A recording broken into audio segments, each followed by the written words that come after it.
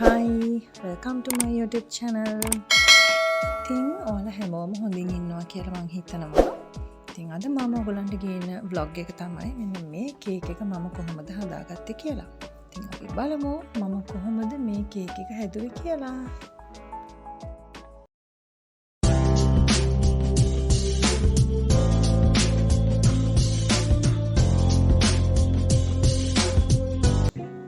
ඉතින් සුපුරුදු විදියටම මම කේක් එක නම් හදාගෙන ඒකත් hard butter icing cover කරගෙන තමයි ready කරගත්තේ. ඉතින් white වලින් මම hard butter icing හදාගෙන ready කරගත්තා කේක් එක. ඉතින් ඒක වටේට මට අවශ්‍ය වුණා මේක two colors වලින් යන්නේ white and pink. ඉතින් මේක තමයි මම හදන විදිය. ඉතින් ගොඩක් අයට එක එක ක්‍රම ඇති. නමුත් මට පහසු ක්‍රමය තමයි මේක. මට ෆිනිෂින් එක ගන්න පුළුවන් මට පහසු ක්‍රමයට තමයි මම හදන්නේ. ඉතින් ඔයගොල්ලොත් බලලා අයිඩියා එකක් ගන්න. ඉතින් මේ විදිහට මම soft butter icing ටිකක් hard butter icing එකේ යට කොටසට මේ විදිහට මම apply කරනවා. apply කරලා ඒක මම smoother එකෙන් මේ විදිහට finish කරගන්නවා. ඉතින් ඊට පස්සේ මට ඕනේ වුණා waves දාගන්න. මම මෙන්න මේ tool එකෙන් තමයි waves දාගන්නේ. ඉතින් waves දාගන්න tools නැති කට්ටියට පුළුවන් මෙන්න මේ tool එක හැමෝගාම තියෙනවා tool set වල. මෙන්න මේ tool එකෙන් මම waves දාගත්තා. ඉතින් මං ගාව වෙන tool එකක් නැහැ. ඇත්තට මට පහසු ඒක. ඉතින් මේක තට්ටු දෙකක කේක් එකක්. යට කිලෝ 1.5ක් තියෙනවා උඩ පුංචි ඩමියක්. ඉතින් ඒක මම උඩ ඩමියත් අර විදියටම සුදු පාට fondant වලින් cover කරගෙන යට soft butter icing ටිකක් ගාගෙන මේ විදියට smoother එකෙන් finish කරගන්නවා. ඒ fondant ගාලා ඒකටත් මේ විදියටම මම යට කොටසේ කේක් ප්‍රමාණයටම match වෙන්න තමයි ඩමියත් අරගත්තේ. ඉතින් ඒක මම ලොකු toothpick එකක් ආධාරයෙන් set කරගන්නවා. පස්සේ ඒකටත් ලස්සන්ට මේ විදියටම තමයි waves දාගන්නේ. ඉතින් ඇත්තටම හරිම ආසාවෙන් ලස්සනටම ආපු කේක් එකක්. ඉතින් ඊට පස්සේ මම බේස් එකත් මේ විදියට fondant වලින් cover කරගන්නවා.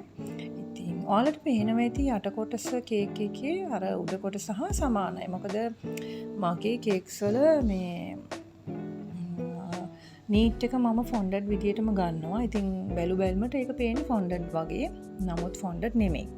මේක hard butter icing. ඉතින් ඊට පස්සේ මම රෙඩි කරගත්තා මේක රිජිෆෝම් බෝල. ඇතුලේ තියෙන චූටි රිජිෆෝම් එකක්. ඒක මම fondant වලින් cover කරගෙන රෙඩි කරගත්තා කීපයක්.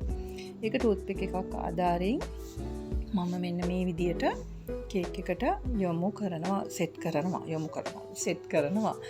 ඉතින් ඊට පස්සේ ඔයගලන්ට පුළුවන් මම මේ හදන විදියට මේ වගේ කේක් එකක් આવුත් කරගන්න. ඉතින් තනිකරම fondant දැම්මේ නැහැ. මේකට මම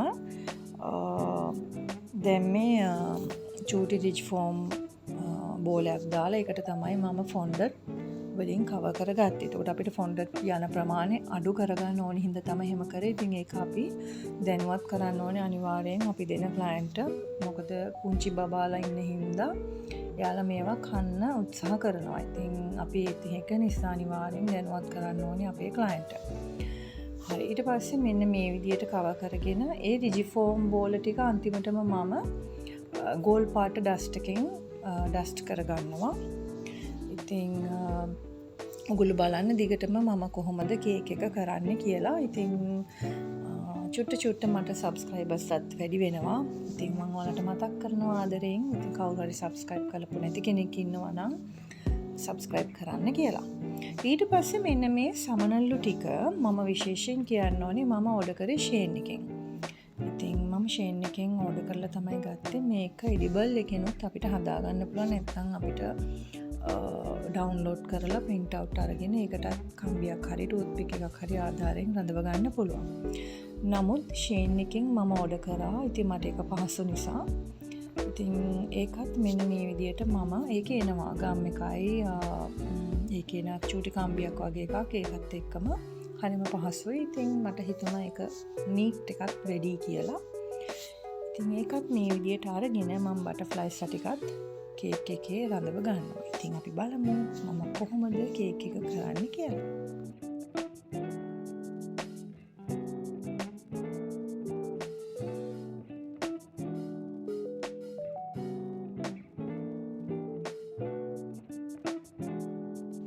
ඉතින් මං ඔයාලට මතක් කරනවා මං ඔයාලට කිව්වා මම giveaway එකක් දෙනවා subscribers 1000ක් සම්පූර්ණ වුණාම. ඉතින් චුට්ට දැන් ඒකට ලං වෙනවා. ඉතින් මං ඔයාලට ආදරින් මතක් කරනවා subscribe කරන හැමෝම giveaway එකට done කියලා message එකක් දාන්න. ඉතින් එතකොට ඔයාලා subscribe මගේ giveaway එකට එකතු වෙනවා. ඉතින් ඊට පස්සේ අපි බලමු මගේ වීඩියෝ එක නැවතත්. අපි මේ විදියට බටර්ෆ්ලයිස් ටිකම මම රඳව ගන්නවා. ඉතින් ඔයාලා බලන්න දිගටම මගේ වීඩියෝ එක මම හිතනවා ඔයගලන්ට මොනවා හරි දැනුමක් මම කරන වීඩියෝස් වලින් ලැබෙනවා ඇති කියලා. ඉතින් අපි බලමු.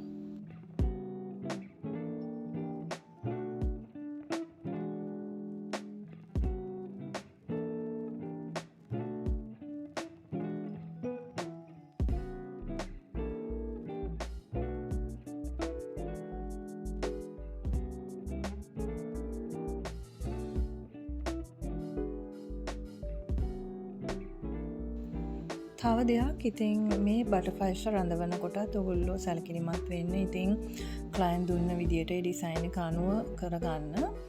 ඉතින් මම ගොඩක්ම ක්ලයන්ට් දුන්න විදිය ළඟ තියාගෙන තමයි කේක් හදන්නේ. මම උත්සාහ කරනවා හැම වෙලාවෙම ක්ලයන්ට් දුන්න විදියටම දෙන්න. ඉතින් ගොඩාක් ආසාවෙන් ලස්සනටම ආපු කේක් එකක් මේක. හරිම හුරු බුහුටි. මොකද යටට කිලෝ 1.5ක් මම දැම්මේ. උඩට තමයි චූටි ඩාමියක් දැම්මේ. ඉතින් ඔයගලන්ට පුළුවන් මේ විදියට හුරු බුහුටියට කරලා දෙන්න.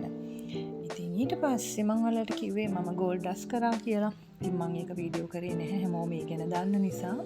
දන්නේ නැති කෙනෙක්ට පුළුවන් ගෝල්ඩ් ඩස්ට් කරන්නේ අපි සාමාන්‍යයෙන් වොඩ්කා එකතු කරලා. නැත්තම් අපිට පුළුවන් 0.2-3ක් එකතු කරන්න ඩස්ට් එකට. මම සාමාන්‍යයෙන් වොඩ්කා එකතු කරලා තමයි කරන්නේ. ඉතින් ඊට පස්සේ ෆයිනල් ෆිනිෂින් එක මම මේ විදියට ගන්නවා. ඉතින් ඒකේ තැනින් තැන සුදු පාට වලින් icing චුට්ටක් මෙන්න මේ නොසල් එකෙන් මම දානවා. ඉතින් මේ විදියට මම ලස්සනටම සුදු පාට icing එකකිනුත් මේ විදියට ෆිනිෂ් කරගත්තා. ඉතින් ඇත්තටම හරිම හුරු බුහුටියට ආපු කේක් එකක්. ඒ දුවගේ නමත් මම පල්ලෙහා බෝඩ් එකේ බේස් එකේ මම දැම්මා ආන්‍යා කියලා. ඉතින් හරිම ලස්සනට ආවා. හරිම ආසාවෙන් කරපු කේක් එකක් තමයි මේක. ඉතින් බැලුමට ඔයාලටත් පේනවා ඇති හරිම හුරු බුහුටි කලර්ස්ුත් ලස්සනයි. ඉතින් ඇත්තටම මම හරිම ආස ලයිට් කලර්ස් වලින් කේක් කෙනවට. මොකද ඒවා කරාම හරිම ලස්සනයි හරිම හුරු බුහුටි. ඉතින් මේ තමයි අන්තිම ෆිනිෂින් එක. මම කේක් එක කරලා ඉවරුනාම බටර්ෆ්ලයි වේව් කේක් එකක්. ඉතින් ඔයාලටත් මේ විදියට ලස්සනට කේක් එකක් ආවොත් මේ විදියට බටර්ෆ්ලයිස්ලා ඔයාලට එඩිබල් print එකක් ගන්නත් පුළුවන්. නැත්නම් ඔයාලට ෂේන් එකකින් ගන්න පුළුවන් නම් ෂේන් එකකින් ඕඩර් කරලා ගන්න පුළුවන්. නැත්නම් මේ විදියට බටර්ෆ්ලයිස්ලා printers එකේ තියෙනවා. මේ පින්තූරම ඩවුන්ලෝඩ් කරලා print out අරගෙන ඒක සෙට් කරලා ගන්නත් පුළුවන්. ඉතින් එහෙනම් මං ගිහින් එන්නම්. අලුත් වීඩියෝ එකක් අරන් ඉක්මනින් වෙනවා. ඉතින් ඔයාලා subscribe කරලා නැත්නම් මගේ YouTube channel එක subscribe කරන්න.